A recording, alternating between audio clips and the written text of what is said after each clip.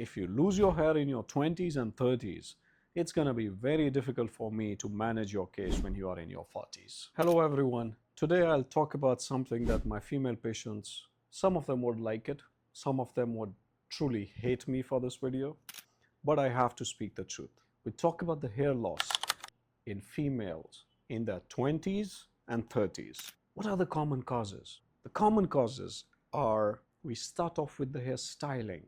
You like to keep your hair straight. I have long hair. I'm using a band just to keep my forehead. And females, if they have curly hair, they would want to make it straight. If they have straight hair, they would want to make it curly. If they have black hair, they would want blonde. If they have blonde, they would want black.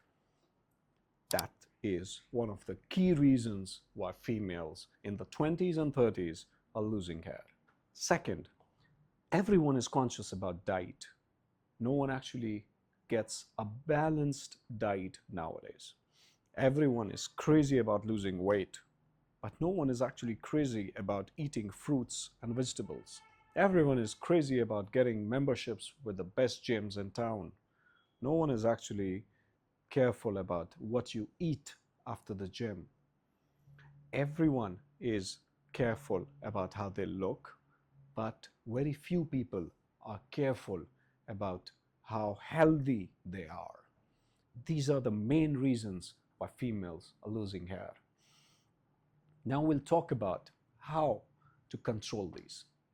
First of all, family history is important. If your mother has thin hair, you need to be very, very careful.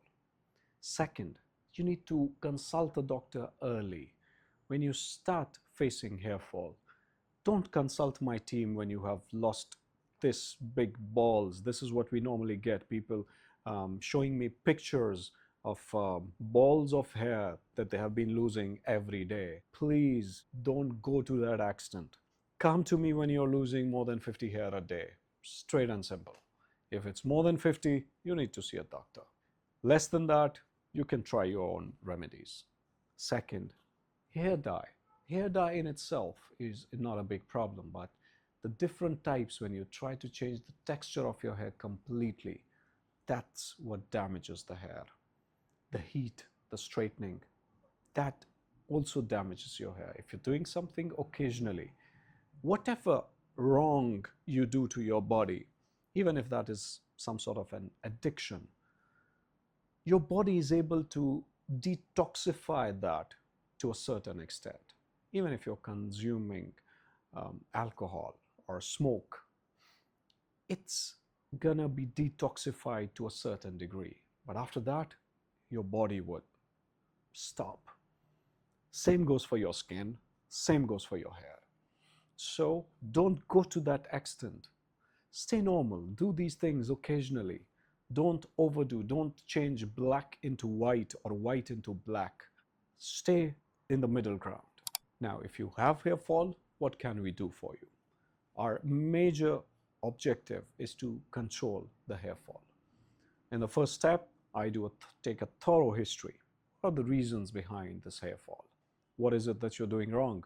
What is it that you are doing right, but probably not in the right amounts? After the thorough history, if needed, I can ask you for a few investigations. Mostly I like to check iron levels, ferritin, hemoglobin, and I want to check vitamin D. Sometimes I like to do hormonal profile, including FSH, LH, prolactin, and thyroid function. This would rule out the major reasons behind female pattern hair loss. Once they are done, then we can plan the treatment. I like to give minoxidil, a topical hairspray, or a Procapil, another topical hairspray. I like to give a shampoo. I always recommend the shampoo that I've worked very hard on, and it has all the ingredients that you would need to control hair fall. The MSK anti-hair fall shampoo and the MSK anti-hair fall serum. It is equally good for males and females. I like to give supplements, iron, vitamin D, magnesium, and a combination of zinc and selenium. Sometimes if the hormones are up, down, I would try to correct them. Then I would recommend PRP and PRGF. They're very effective treatments. Sometimes I add microneedlings and certain serums to that to get more growth factors into your scalp. And I would like to do exosomes if other things fail or if the patient cannot come for repeated sessions of PRP. But remember one thing, no matter what treatment we start, it is going to take 3 to 6 months for you to see a visible change in your hair fall. The pattern takes time. The hair growth takes time. So you need to be very careful with your hair. If you lose your hair in your 20s and 30s, it's going to be very difficult for me to manage your case when you are in your 40s. So be very careful from younger ages. Keep things in moderation. Keep your hair products, your hair treatments in check so that you're doing and getting the right ones.